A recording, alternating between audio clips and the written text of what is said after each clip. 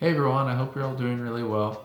So in today's video, I want to talk about an overview of kind of a basic sharpening workflow, and then I want to dive into one of those aspects of that sharpening workflow. No. Pretty Caroline, stone cold stunner. She was a winner, started working at the dawn. So before I really dive into the sharpening workflow, I want to kind of talk about what our goal is with this workflow and what our goal is really in general when we're processing our images.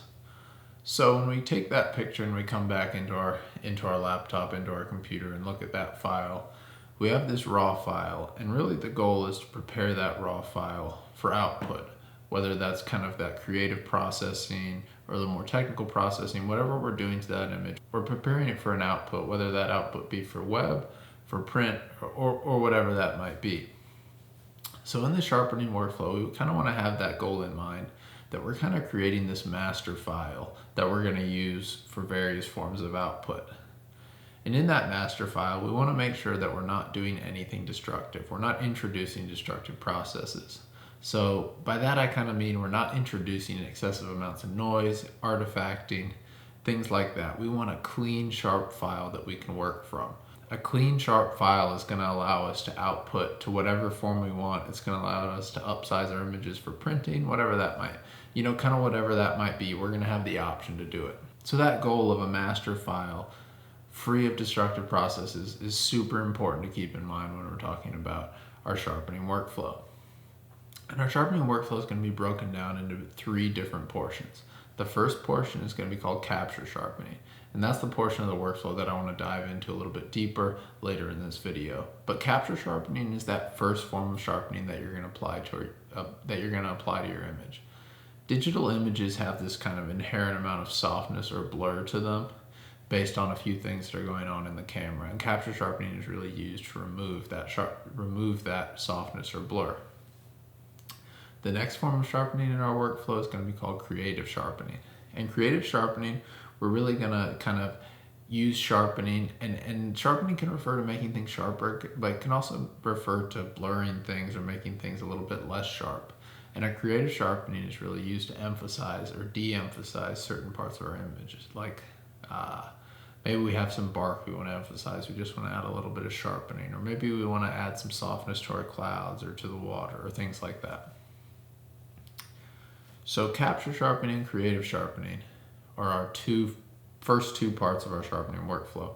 And those are the 2 portions of the workflow that are going to go into creating our master file. The third part of the workflow here is not going to go into creating that master file. So with that in mind, capture sharpening, creative sharpening, we're being really careful that we're not introducing anything destructive, anything that's going to add noise or artifacting to our image, because we want a nice clean master file. So with that nice clean master file, we can come to the third portion of our sharpening workflow, which is going to be called output sharpening. And output sharpening is where we're gonna take our master file and we're gonna upsize it, downsize it, prepare it for web, prepare it for print. Whatever we're doing, we're gonna get our image ready, and once we've decided the size of our image, where it's going, we can output sharpen so that it's gonna look appropriate. It's gonna be optimized for whatever that output is gonna be. So now that we have a basic understanding of that sharpening workflow, I want to dive a little bit deeper into capture sharpening. And like I said before, our goal with capture sharpening is to remove the blur or softness that is inherent in creating a digital image. So with digital cameras, we have our sensor, and in front of that sensor, we have what's called an optical low pass filter. And the goal of an optical low pass filter is to reduce color banding, artifacting, kind of small little problems in our digital images. But to do that, it introduces an amount of blur to the captured file. If it didn't, areas that are or photographs that are really high frequency, like bark or sand or things with a lot of detail, a lot of lines, they're going to have problems with color banding and artifacting if you didn't have an optical low pass filter.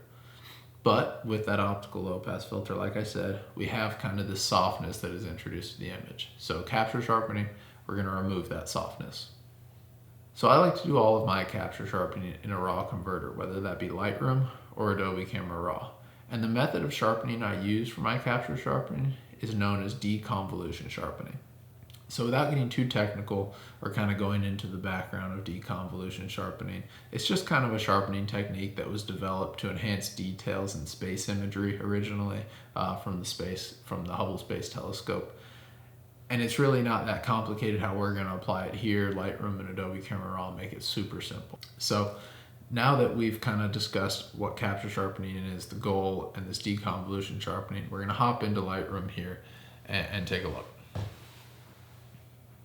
So the image I have up here is one that I'm actually working on right now. I haven't really done any processing on this image yet. I just want to take a look at it because I think there's a lot of texture in this image. I think it's going to be a great example to kind of look at capture sharpening. And hopefully, even though we're kind of compressing down into video form here, you'll still be able to see what's happening. So to capture sharpen, we're going to come down into the detail tab here.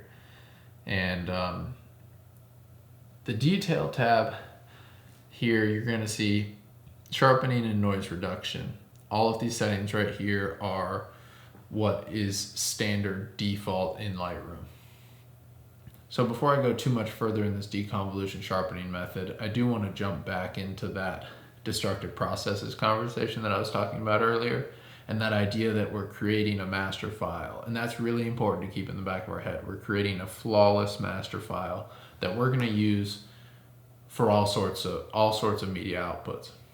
So in creating that master file, we're trying to reduce the noise, reduce the artifacting in our images. So in capture sharpening, we want to be a little bit more passive. We don't want to sharpen the image fully. That's for output sharpening, where we can be a little bit more aggressive and a little bit more, fine-tuned for that specific output. Capture sharpening, this is baked into our master file. So we want to be a little bit on the passive side here, and just kind of, the goal is to remove that softness, remove that blur that's inherent in digital images. Our goal is not to fully sharpen the image, and we want to keep that in mind. Anyways, so back to Lightroom here. We see the sharpening tab here under the detail section. And deconvolution sharpening, like I mentioned before, the goal is to bring out those finer details, kind of enhance the details in the image.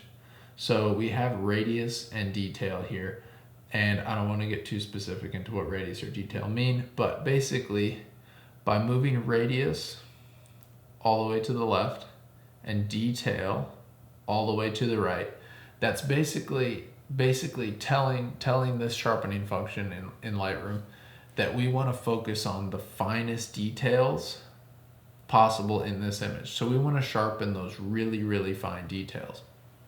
And another thing of note when we are capture sharpening, deconvolution sharpening, we want to make sure we're doing it at 100% viewing distance. That is the only way to sharpen. That, no more, no less. So you want to find somewhere kind of in the center of your image, and we're going to come in here to 100%. And you can see we have these really nice cliff faces, and they're going to be a great example here, I think, for this capture sharpening. And the way I captured this, we should not have a problem with any noise. So we can probably push this a little bit further just for the sake of this. But anyways, with the deconvolution sharpening, I'm going to back this off because that's still at the default 40. We're going to come over here, highlight this, and I'm just going to kind of introduce it at increments of 10, and we're going to stop at a point where we've kind of reduced that blur, but we haven't introduced any noise or artifacting. Remember, we're creating a flawless master file. We don't want to introduce any sort of noise that's kind of baked into that master file that we're going to use when we output. So there's 10, 20, 30, 40. So you can already see we've taken away a lot of that blur. Let me turn this on and off here so you can see it. Off, on.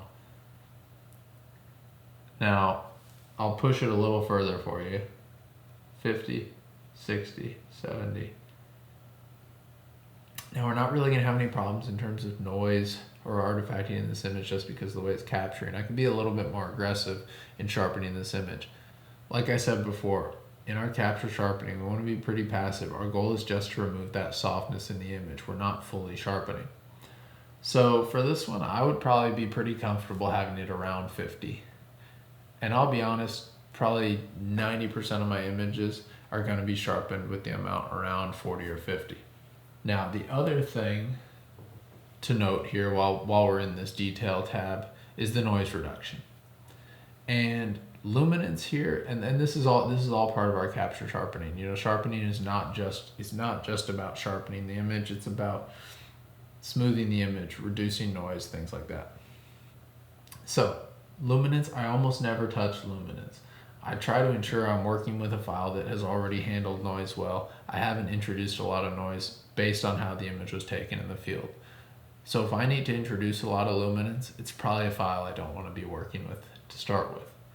Color noise, I'm not going to mess with detail, I'm not going to mess with smoothness. I will usually up the color noise to around 35. Color noise is just something you don't want to be dealing with when you get to the more creative processing. So I up it to 35 just to make sure we've crushed any sort of color noise and it's not something we have to deal with. The last thing I want to mention here in our deconvolution sharpening is masking. And introducing masking here is going to mask out certain portions of our image. So those certain portions of the image that are masked out are not going to be sharpened. Now, I don't actually use the masking feature. However, I will say there are definitely some benefits, some reasons why you would want to mask out certain sections. Sections of an image that are meant to be softer, like clouds, sky, things like that, you don't want them to be sharpened. They'll look strange if they're sharpened. And masking is one way to take the sharpening out of that image. I prefer to be able to fine tune what is sharpened and what is not a little bit more than the masking available in Lightroom. So what I'll do is capture sharpen one file, which I have done here with the deconvolution sharpening method, and then I'll take an identical file that has not been sharpened.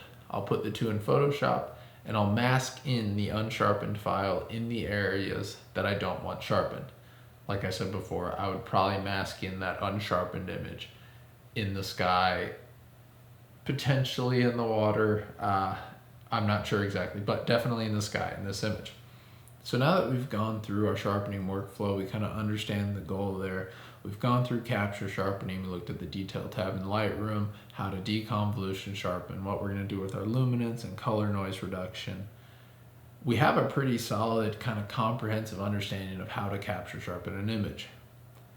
And capture sharpening to me is an absolutely crucial part of the sharpening workflow and your workflow overall. And it's something you need to be doing to remove that softness that is inherent in your digital images. But that's really all there is to it. And now, hopefully, we have a pretty good understanding of what capture sharpening is. Before I end this video, I do want to mention a book called The Digital Print by Jeff Schewe. And this book is my most used resource when it comes to processing my images and technically processing them for whatever the output might be. There's all sorts of fantastic information in there relating to sharpening, printing, color management, and the more technical aspects of your kind of processing workflow. But anyways, that'll probably do it for this one.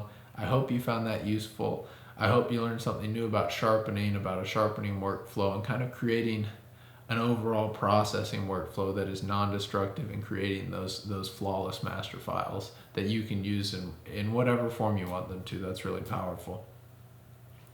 But yeah, I really enjoy talking about these kind of more technical aspects of photography, of processing, of printing. So I hope to be doing a lot more videos like this in the future. But anyways, thank you so much for watching, and I'll see you all again soon. Bye.